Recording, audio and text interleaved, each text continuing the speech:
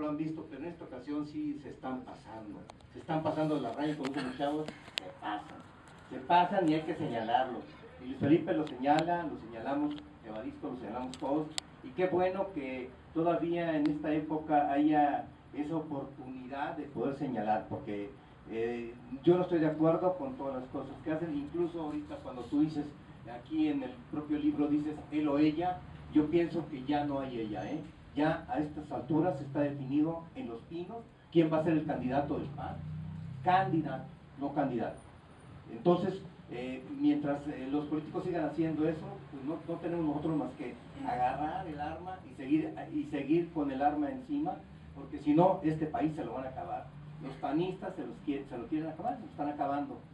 Veo un libro con una visión muy clara de lo que viene, de lo que es la sucesión presidencial. Hay un análisis muy puntual de la sucesión presidencial. Coincido con Luis Felipe Moreno en la situación de lo que sucedió en Chiapas, en las montañas, y producto de una elucubración de Manuel Camacho Solís, donde además de crear un problema ficticio, también creó un problema como negocio. Yo lo veo que hizo algún negocio ahí y por eso se creó eso. Y bueno, pues finalmente quiero yo ser un poco, yo soy muy breve y decir que felicidades Felipe por este aporte a la cultura política mexicana.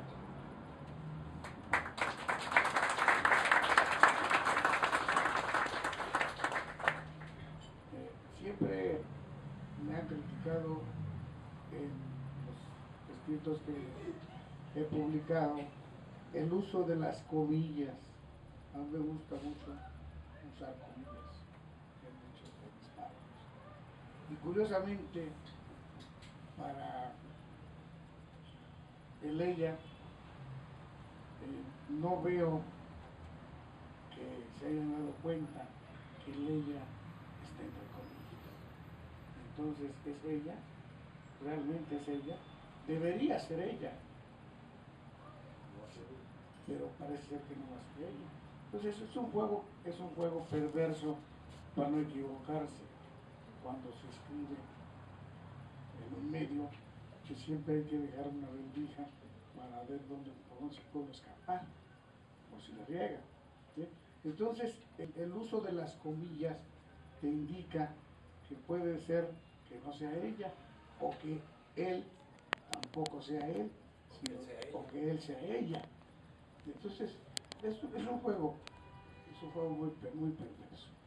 Y bueno, por lo que se ha comentado, por lo que se ha dicho durante estos años de este sexenio de la fecalización, yo lo uso mucho en mis artículos cuando me refiero a fecal, y ahí están, o sea, están en abierto, no los oculto, ¿verdad?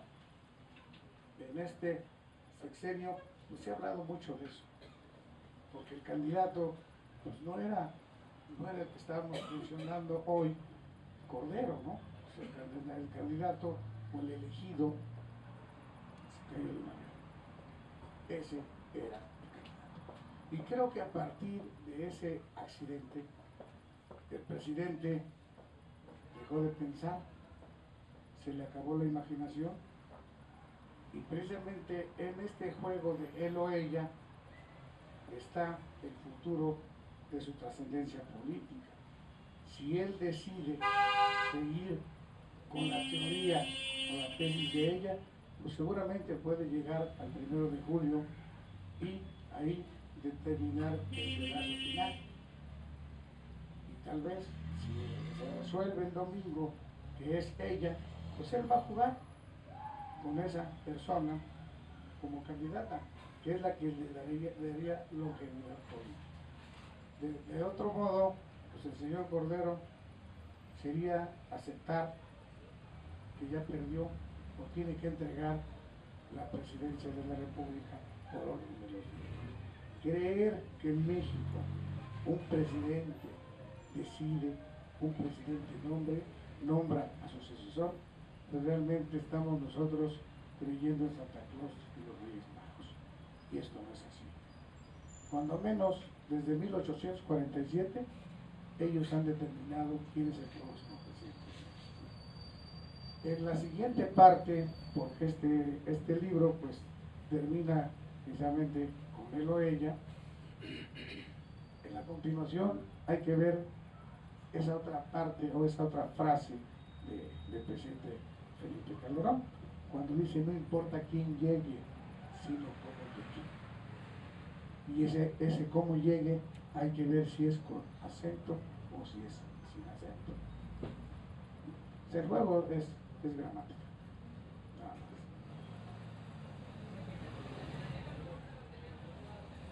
¿Qué opina Madera? Pues Madera se escondió. Ahí está. Bueno, vamos, mira, Madera, a Madera yo le tengo una pregunta que no le había hecho hasta hoy. Porque cuando Carlos Rodríguez, que es el editor del libro, porque nadie quería aventarse el tiro de patrocinar un libro de este tipo, ¿no? Porque es un libro fuerte, ¿no? Entonces él se comprometió, dijo yo lo edito. Y en eso estábamos nosotros.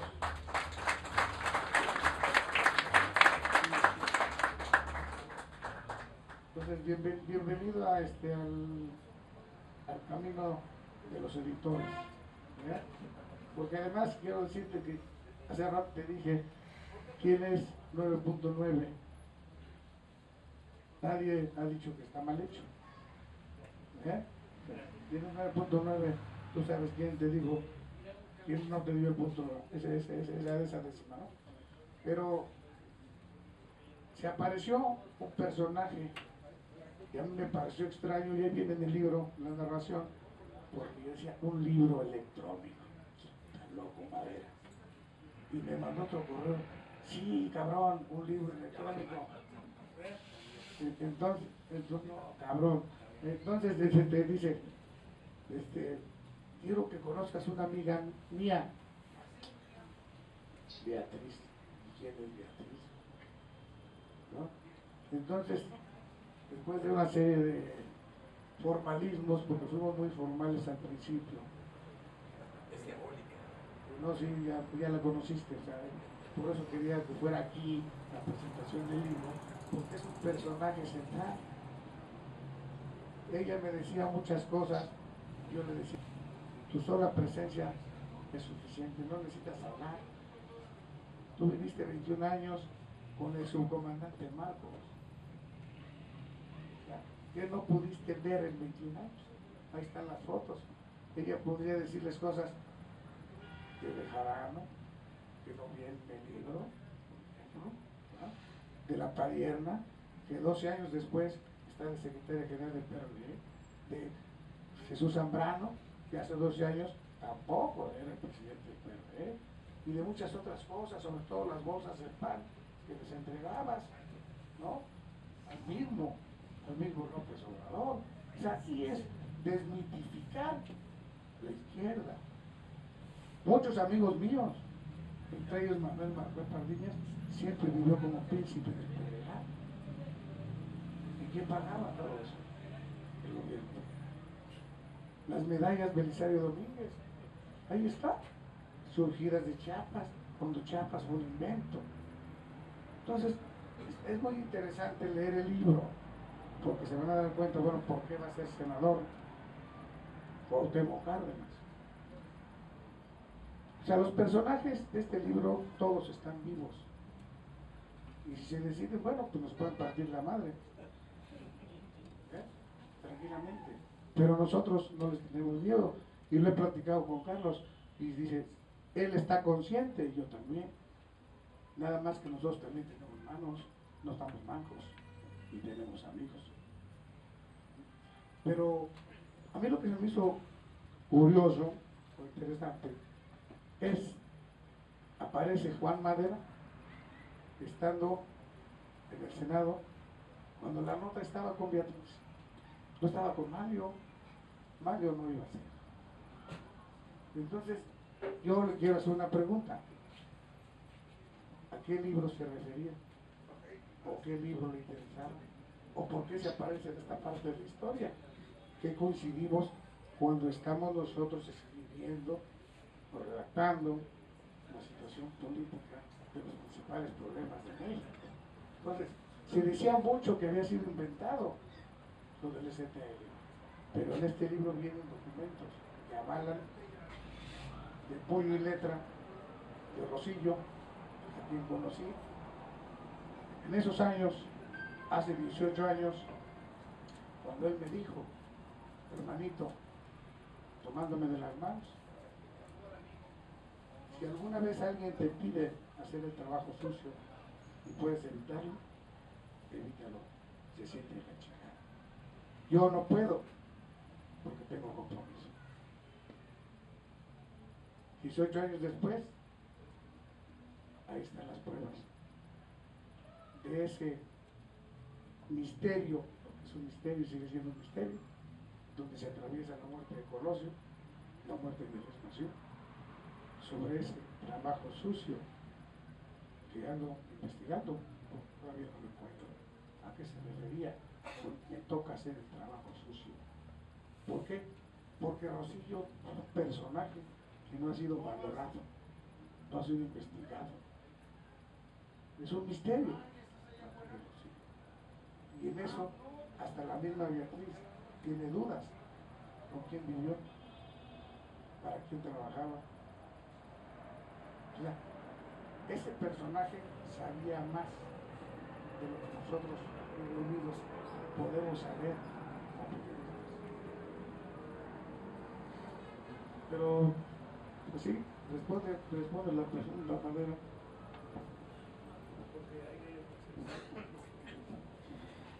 Muy buenas tardes. Efectivamente, este libro está inscrito en lo que es el periodismo testimonial, pero también el periodismo de denuncia. Los que no conocen el perfil de Luis Felipe Moreno, seguramente que podrían pensar que esta narrativa que lleva el libro, entre comillas, ahora dicen que una frase, entre comillas, una frase sin comillas, es plagio, pero muchas frases con comillas es una investigación. Y todos los pasajes que estamos recreando en ese libro son el México oscuro, el México que en los canales de televisión, en la prensa, en la radio, no se denuncia, no se conoce. Luis Felipe Moreno tiene desde su origen académico, egresado de Ciencias Políticas, esa proclividad a confrontar al poder. Nos consta a todos los que estamos de este lado de la mesa que es un hombre realmente con muchas agallas y que por eso es que toma la noticia de ahí en donde está oscura, de ahí en donde está escondida bajo llaves, la saca, la pule y la lanza sin ningún miramiento. Cuando yo platico con una admirable chiapaneca, con Beatriz Castellanos, sobre esas partes que no han sido dibujadas aún de la historia de 1988. Ella me dice, quizá Juan es el momento en que dé yo mi testimonio de cuántos personajes de los que ahora ven ustedes con charola, no me refiero a una charola de mesero, sino una charola del Congreso, de personajes invitaba a los gobiernos de los estados, a las cabezas de los partidos políticos. Y tiene su historia. Y Beatriz la conoce. Porque Beatriz, pareja de un encomiable guerrillero, Jorge Martínez Rosillo, estuvo a la par de lo que parió México en 1988. Un compromiso palaciego donde Beatriz Castellanos llevaba a Rosillo de la Seca a la Meca, buscando los enclaves, buscando los enlaces para construir puentes y que no se fuese a desatar una masacre postelectoral. Creo que esta noche yo quiero rendir homenaje a ese hombre, a Jorge Martínez Rosillo, porque prestó lo mejor de su esfuerzo, sus recursos, su tiempo, para ir llevando de la mano a esos personajes que estuvieron en profundas negociaciones para que se fuese a construir gobierno. Por eso es que yo le dije a Luis Felipe que ese testimonio de Beatriz Castellanos tendría que quedar no a la luz de las letras escritas, sino también que volaran en todas las redes sociales y en todos los medios electrónicos, para que este México que desconoce cómo se formaron las instituciones, cómo se construye gobierno, tuviera el privilegio de escuchar y de leer y releer todos los pasajes que aquí vemos en Palapache. Beatriz Castellanos, como es una mujer que representa en sí lo mejor de la tierra chiapaneca, de esa tierra que heredamos nosotros y que por ellos mismos dice que si se separaran de nueva cuenta de nuestro territorio, serían capaces de emerger como un potente país, porque tienen todos los recursos. De ahí viene Beatriz Castellanos, formada en los mejores colegios, se dedica desde su tierra a llegar hasta la Bolsa de Valores a Nueva York y de ahí construir un patrimonio que finalmente regresa a México y conoce a Jorge Martínez Rosillo. Pasajes tan interesantes como que él le dijo, ¿sabes qué? Tú vas a ser mi mujer. Y ella lo veía como un hombrón. Nunca imaginó que esas palabras de él la fueran a recoger para siempre, porque permanece ahí ese hombre que dio pues gobernabilidad a México.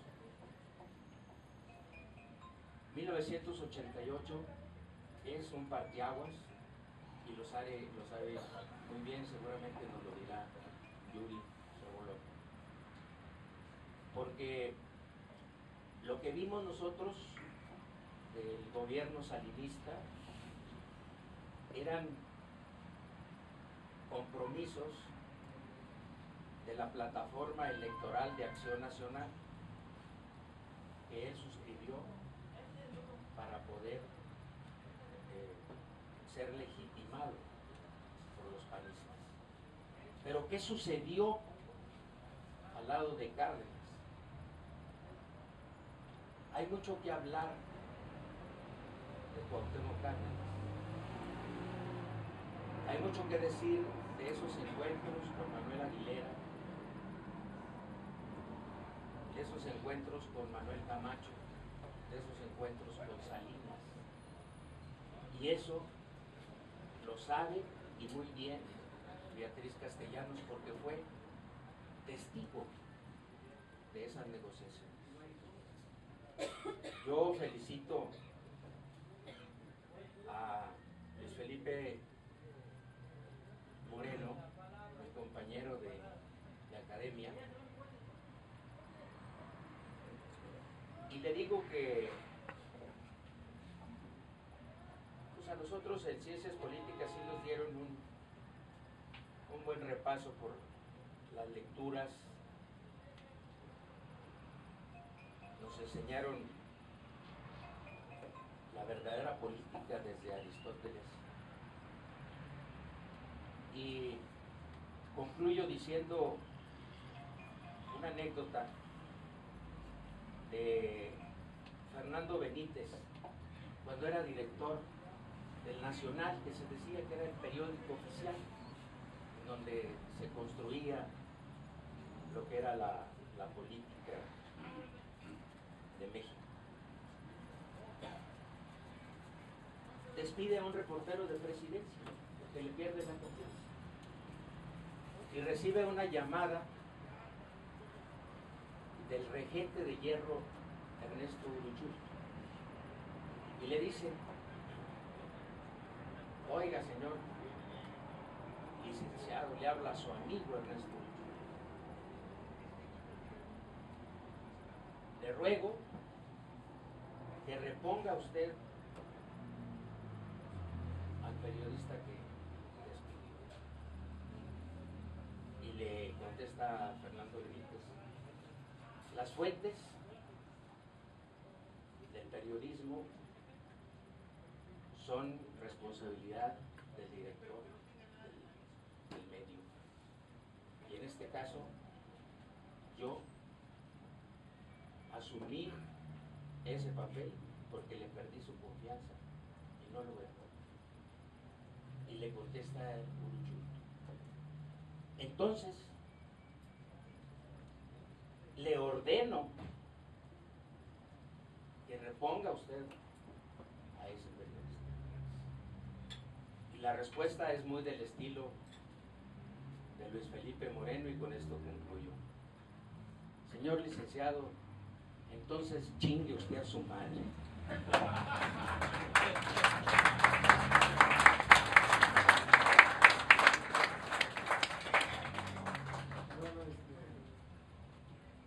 Pocas veces me han dejado mudo. Oye, antes de la réplica de Beatriz, yo nomás quiero decir algo. ¿Ustedes cómo la ven? Sana, lúcida. Yo la conocí el día de hoy. La verdad que al igual que Luis Felipe, con sus hijos, Beatriz es una mujer seductora, cautivadora. Bueno, lo que voy es que la vemos completa. Y creo que nunca se le había mencionado de forma directa y tan vinculada a eventos como este. Yo espero que no suceda nada. Beatriz, es nuestro mejor deseo, pero sé que las presiones vendrán. Y te digo que si tú has tenido el valor de comentarme las cosas, dejas el futuro de hacerlo público, porque desapercibido no va a pasar esto. Así es. Voy a hacerle una réplica aquí a don Juan Madera. Cuando dice que yo veía así muy grandote, Juanito, todavía no he visto grandote a nadie. Primero, porque no me espantan, ni me apabullan, ni me... Bueno, pues no, nadie.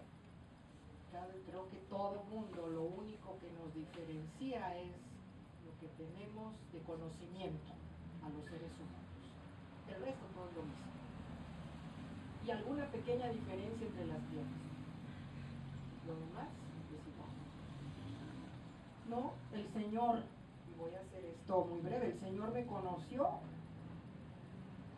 y después de X número de veces que intentó acercarse a mí y que definitivamente no era una gente que pudiera a mí llegar por su actitud prepotente, agresiva, machista, etcétera, etcétera, etcétera, grosero, sin ofender. Así. No hagas nada en la mesa. Nada.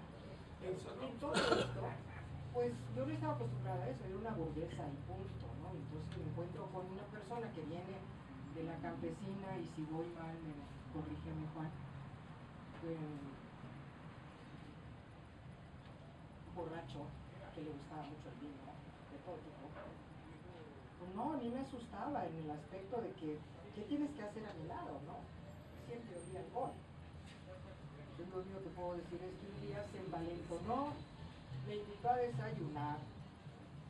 Y dije, bueno, desayuno y en Sambor no va a pasar absolutamente nada. Pues fui a desayunar y luego me dijo, oiga, antes de llevarla de regreso, ¿me acompaña a esto que tengo que hacer? Y dije, bueno, pues me da tiempo. Y luego me espera tantito y el caso es que dieron las 3 de la tarde entre que me acompaña aquí, me acompaña allá. Yo estaba recién regresada a la Ciudad de México y ya no conocía las calles porque habían cambiado mucho. Ya el ex regente Carlos Jan González ya había vuelto ejes viales las calles que yo conocía con camellón en medio. Entonces me dice, vamos a ir a ver a una personita y ahorita y de repente pues empezó a enfilarse y enfilarse y enfilarse y dije, oiga, por ahí no es mi casa. Para empezar, ¿a dónde vamos? Que no se apure. Y me secuestró. Y me secuestró con una 45 en la cabeza. Y me dijo, usted he decidido que va a ser mi mujer, solamente muerta, se va a separar de ella. Ahí empezó una vida tan distinta. Yo no conocía la pobreza, yo no sabía de muchísimas cosas que pasaban. Y fue una gran experiencia como haberlo acompañado voluntariamente 11 meses a una prisión. Porque fui un preso voluntario. Estuve 11 meses en la prisión de Cerro Hueco a su lado. Y aprendí muchas cosas adentro. Y el respeto no es ni el poder ni el dinero, es el ser. Después de un mes, todos los presos empezaron a hablar de usted. Cuando me gané el usted, fue algo maravilloso. Era la madre de la prisión. Y se instituyeron muchas cosas, entre ellas los derechos humanos de los presos regidos por los presos. En la prisión más pobre de este país. Y se le dio a los presos el derecho. Los que ya les faltaban 5 o 6 meses para terminar su condena, se le llamaba a su familia y hacía que esos últimos meses la familia viviera con él adentro para que conocieran la manera de pensar del preso, para que cuando salieran no lo tacharan ni lo hicieran a un lado, sino todo lo contrario, entendieran por qué salía como salía. Una experiencia muy bella, muy difícil y dolorosa a la vez, pero fue una gran experiencia que me volvió humano. Y de ahí aprendí a entender a Beatriz con la parte humana que no la había conocido y que ahí la conocí. Porque no es lo mismo tener todo resuelto económicamente y no pensar en nada, a estar en una prisión en la que no hay nada resuelto. Porque la gente que lo llevó adentro, ¿por qué no decirlo con nombres? Patrocinio Gonzalo Garrido y Javier Coleta. Uno porque estaba dolido porque no le habían dejado llegar a la gobernatura en el tiempo que él quiso. Y el otro porque creyó que había sido artífice de la salida de su puesto político del gobierno de Castellanos Domínguez, que había sido Rosillo. Cuando se enteró que el que lo había defendido para que no lo corrieran era Rosillo, dijo, no los me equivoqué. Eso fue. Pero fueron muchas y muchas cosas que pasaron allí, como convertirme en el médico de la prisión y a las 3 de la mañana salir con mi enfermo y me valía, como me dice mi amigo querido Luis Felipe, me valía madres. Que tuviera permiso o que no tuviera permiso, me lo llevo porque se me muere. Así es que lo subía a mi carro, lo llevaba al hospital y después mándenme un guardia porque pues ahí ya quedó y no se va a ir. Se instituyó que las gentes de las 5, ¿cómo eran? Bueno, pues son como días, unos edificios, los que se portaban mejor en los dormitorios tenían derecho a salir un día de la semana conmigo a tomar café, a ir a ver a su familia o a lo que quisiera. Nunca, jamás se me fue ninguno. Todos, yo les decía, bueno muchachos, si se me van a pelar me avisan por favor de una vez para saber cuántos años me quedan allá adentro. Entonces iba a tomar, bueno, algunos que tenían familia, pues a la casa de sus familias y a disfrutar unas horas con ellos. Regresaba, los recogía, regresaba de nuevo al penal. Fueron cosas muy hermosas, porque eso solamente se pone en tu camiseta cuando tú les has dado algo que nadie se los ha dado, y eso se llama volverlos humanos. Cuando han sido tan maltratados por la sociedad y tú los tratas con un poco de ternura y de amor y de comprensión, no te falta, no te falta. Y el comité del preso pues se hizo adentro de esa cárcel en la que los que estaban por delitos contra la salud aportaban el billete para ir sacando a aquellos que estaban porque habían robado una bicicleta 2 años atrás y no les habían llevado el juicio, o 3 manzanas en el mercado y todavía no les hacían juicio. Y entonces una prisión que era para 400 gentes tenía 1400 gentes. Pues cuando nos fuimos de allí quedaban 750 presos. El resto habían salido porque pues eran gentes que no querían realmente conquistar. Mas sin embargo había algo que a mí me llamó mucho la atención.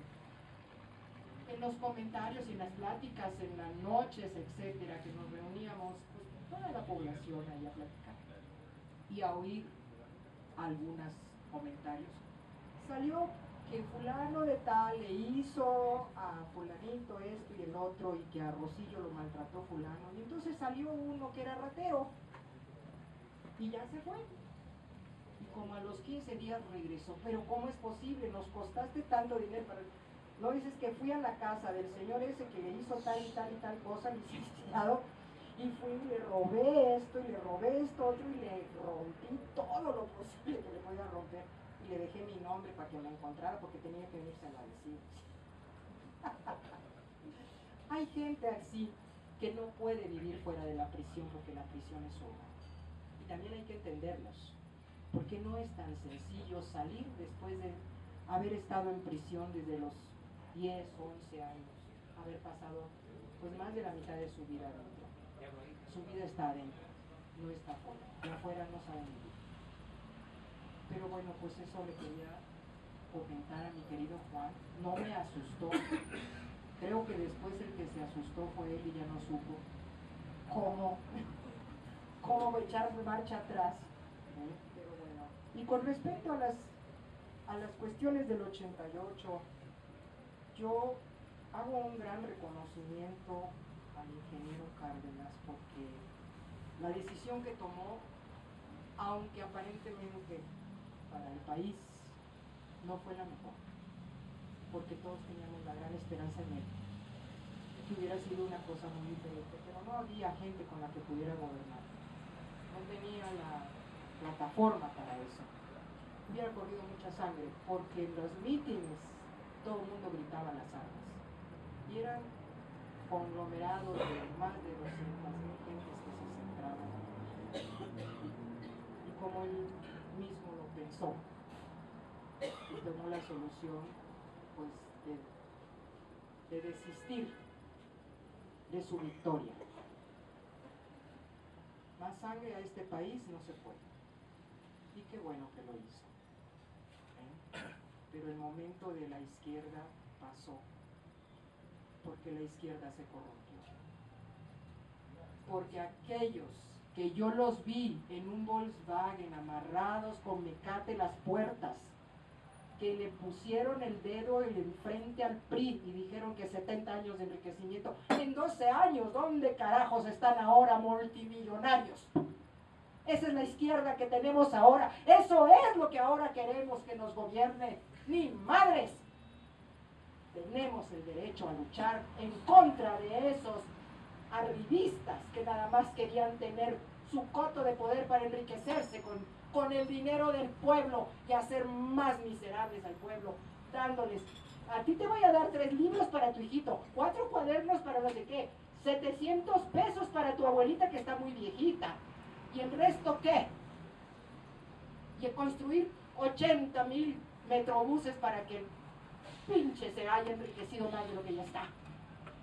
No, señores, hay que hacer conciencia, y este hombre nos está haciendo tener conciencia. Hay que discutir todo eso.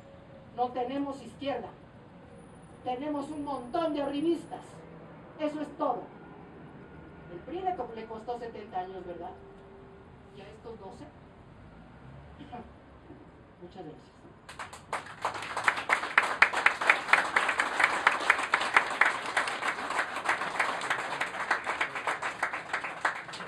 Adelante, maestro Yusir Bolón. Bueno, después de las menciones que han hecho de mí, los voy a decepcionar tremendamente.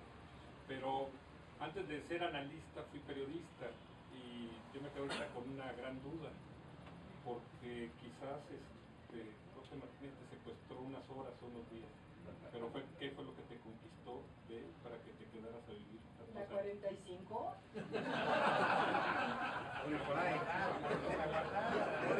Me dormía con ella abajo de la almohada. ¿Qué la guardaba? Bueno, Así como no. y después de que nos dijiste todos los defectos, ¿cuál era su única virtud? Su inteligencia. Ok, y eso fue lo que te ganó. Sí, con el tiempo. Y yo después de 16 años, cuando él ya tiene un cáncer cerebral bastante avanzado y que empieza a volverse un hombre muy humano conmigo, porque era golpeador. Y golpeador no fue el golpeador de cada 15 días vete al hospital. Cuando él empieza a humanizarse, entonces aprendo a amarlo.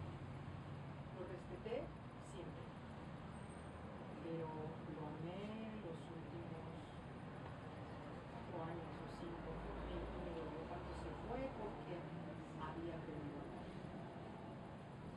Hoy es un recuerdo y fue una gran enseñanza, y qué bueno que aprendí a vivir a pesar de toda la adversidad y de no haber salido durante los primeros 10 años a la calle, porque no quería que viera la calle, más que a través de él. Y si eso no es un secuestro, no sé cómo lo puedo hacer. Muchas gracias. Pero soy feliz, y nunca me amargó. Soy feliz y siempre veo las cosas muy especiales. O sea, ¿no? ¿Qué sucede? Pues que suceda, y mañana será otro día, y mañana será mejor, y siempre el mañana será mejor. Porque sí vengo de esa juventud que se hizo en el 68, que ese era nuestro lema: el mañana siempre será mejor que hoy. Pues, si te acuerdas del movimiento hippista que hubo a nivel mundial. Muchas gracias, López. Me da mucho gusto estar sentada aquí al lado de Beatriz, porque desde octubre Luis Felipe me había hablado de ello.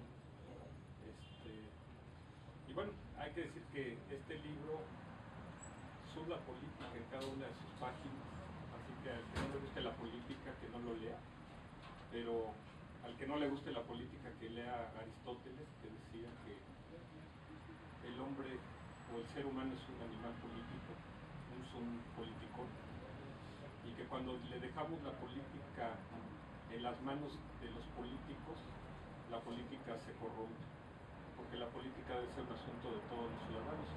Pero lo cierto es que la política tiene muchos secretos, muchas claves, muchos misterios, yo no he conocido a nadie en este país que conozca más las claves de la política que Luis Felipe Moreno, quien ha sido para mí un maestro para entender al sistema político mexicano. Aunque Luis Felipe dice que este libro se empezó a escribir en octubre, no es cierto. O sea, este libro se empezó a escribir hace 28 años, cuando lo invitan a Luis Felipe a escribir una columna política que en aquel entonces era como la Biblia, que lo firmaba otro columnista, pero quien realmente lo escribía era Luis Felipe, y que de hecho ese año marca un quiebre para este país. Es que era Juan Luis Gil. No, también no, ¿no? Ese año marca un quiebre en la historia de México porque asesinan al periodista Manuel Buendía, autor de Red Privada, la principal columna política que se escribía en ese entonces en el periódico Excelsior. Y es cuando buscan a Luis Felipe y le dicen que tiene que escribir una columna, algo que él nunca pensaba hacer, porque había que escribir para el que iba a ser el próximo presidente de México, que era Carlos Salinas de Gortari. Y bueno, ahí Luis Felipe nos podría contar algunas anécdotas, algunas claves que él dio en esa columna y que era de lectura obligada. Curiosamente, 10 años después, en otro año terminado en 1994, se va a dar otro quiebre del sistema político mexicano, primero con el lanzamiento armado de los zapatistas en Chiapas, uno de los temas torales que toca este libro, el año de la entrada en vigor del Tratado de Libre Comercio, que era curiosamente la obra cumbre de los tecnócratas neoliberales que se habían apoderado de este país desde 1982, cuando tripulan al que ellos llamaban el tonto Miguel de la Madrid, para tomar el poder, porque ciertamente el PRI no sale de los pinos en el año 2000. El PRI había salido de los pinos desde 1982, porque ciertamente quienes han gobernado este país son los tecnócratas neoliberales, a quienes dijo Fox que si él llegaba los iba a sacar del poder, y luego cometió el mayor fraude en la historia, porque no lo sacó, porque había un pacto secreto, porque Fox había sido puesto como presidente por Ernesto Zedillo. De hecho, el primer presidente que no pone a su sucesor es Vicente Fox, porque Vicente Fox en una mesa nos dijo que su candidato a la presidencia era Santiago Krill, el que ahora por segunda vez quiere llegar a ser. Y parece ser que Felipe Calderón va a ser el segundo presidente de la historia que no ponga a su sucesor. Es más, parece ser que no puede ni siquiera poner al candidato del PAN a la presidencia de la República. No te confíes, muchas gracias. Lo cual es la mayor frustración, porque lo peor que le podría pasar a Calderón es tenerle que entregar el poder a uno de sus enemigos, o a un bebesaurio, o a aquel hombre a quien en otro año, terminando en 2004, le hicieron o le intentaron hacer un complot, y que ahora por segunda vez está buscando la presidencia presidencia de México. Pero a mí me gustó mucho las palabras con las que inició Beatriz le llama el libro.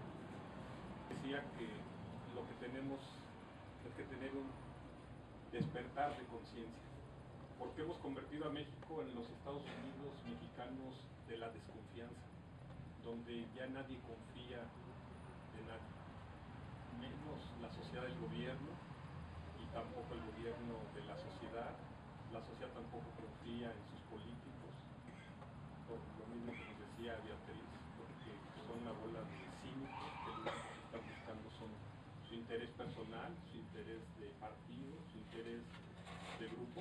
Esa es la gran vergüenza, empezando por Felipe Calderón, quien traicionó todos sus ideales, al grado que nosotros hemos dicho que si su padre volviera a resucitar, se moriría inmediatamente de la vergüenza de ver que su hijo es lo peor de lo que él hubiera esperado que fuera un hijo suyo. Alguien que llega al poder producto de un fraude electoral, alguien que es un hijo de la oligarquía, alguien que ha pervertido todas las instituciones y alguien que ha gobernado más para el bien privado que para el bien público. Y bueno, alguien que ha deshecho al PAN, imponiendo a los presidentes de ese partido, y que ahora está frustrado porque ni siquiera puede poner a su cordelito. Él no ha crecido, ¿no? Le dicen el chavo del 8, creció del 8% en las encuestas, el famoso Mr. Bean. Entonces, ¿cómo van a justificar, como decía mi buen amigo Héctor, uno de los periodistas más agudos, cómo van a justificar que el que tiene casi 40 puntos menos en las encuestas va a ganar el 5 de febrero o 18 de febrero? O sea, lo pueden hacer, porque ciertamente Calderón controla el PAN y como dice Mr. Bean, las encuestas no son representativas, ¿no? Ese va a ser el argumento para... Pero bueno, ciertamente hace 6 años un amigo mío que trabajaba para el Bester Gordillo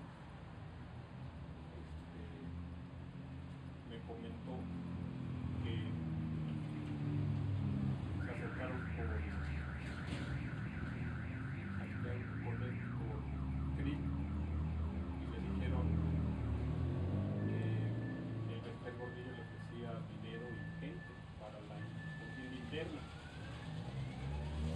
Y pues yo no puedo aceptar eso. O sea, más viniendo de una casilla sindical, todo lo contrario a los ideales panistas.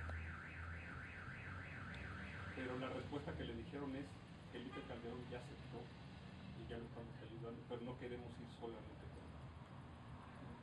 Y bueno, como dice José Antonio Crespo, le pagaron con oro puro a la maestra.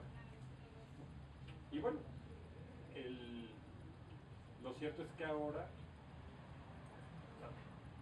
puede haber un cuarto candidato, ¿no? A lo mejor ella, ¿no? Como dice Luis Felipe, porque al romperse la alianza de PRI con el PANAL, ahí podría venir una sorpresa. De hecho, me hablaron del PANAL para ser discretos y me dijeron, ¿qué debe hacer el PANAL? Les dije, bueno, si realmente quieren poner un candidato que rompa el paradigma, nombren a Juan Ramón del Río, que sería el presidente de la educación. No es santo de mi devoción, químicamente, la única vez que estuve en una mesa con él, no intercambiamos una palabra. Pero ciertamente es una persona que tiene presencia, ha sido secretario de Estado, fue buen rector en la UNAM, o sea, tiene cartel y sí rompería, no sé si sea ella, pero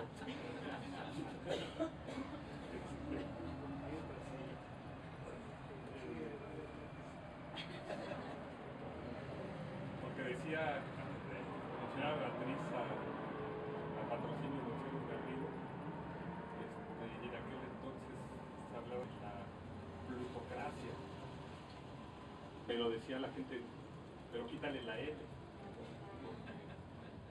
Realmente en eso parecía que se había convertido el gobierno mexicano. Es un libro que sin duda trae muchas claves escritas, algunas entre líneas y otras literales, que es indispensable para entender lo que ha pasado en México en estos años. Hablábamos al principio, antes de que empezara la presentación del libro, de que había una conspiración que quería desestabilizar a México. Y yo comentaba, desestabilizar, ya lo desestabilizaron. O sea, México está colapsado, México está convulsionado. El México en el que nosotros nacimos, crecimos, estudiamos, nos volvimos profesionistas, ya no existe. Ese México desapareció. Más bien, lo que tenemos que ver es si podemos rescatar a México, porque México ha sido secuestrado por gente que no ama a México, gente que no tiene un compromiso social.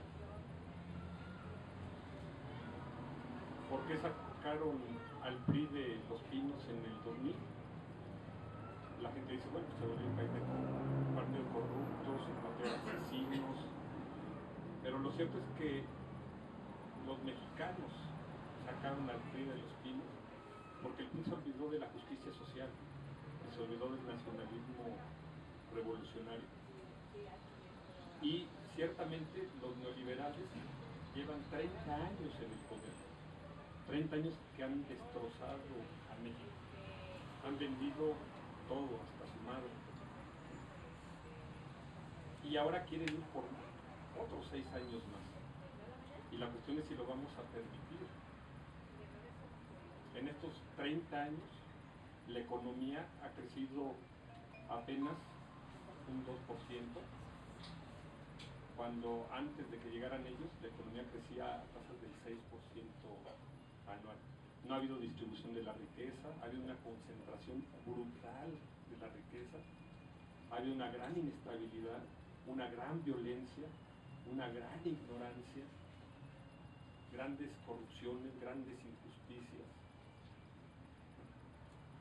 Y entonces la pregunta es, ¿qué sigue? La lógica antineoliberal ha permeado el comportamiento político de este país.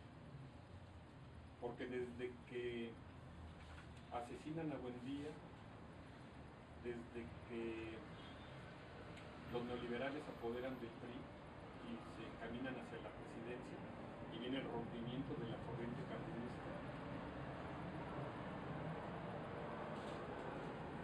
se suceden varios eventos que van a sacudir a este país, como es el levantamiento armado de Chiapas en 1994, el asesinato de Donaldo Colosio, la ciudadanización del IFE, que ahora se ha convertido en una vergüenza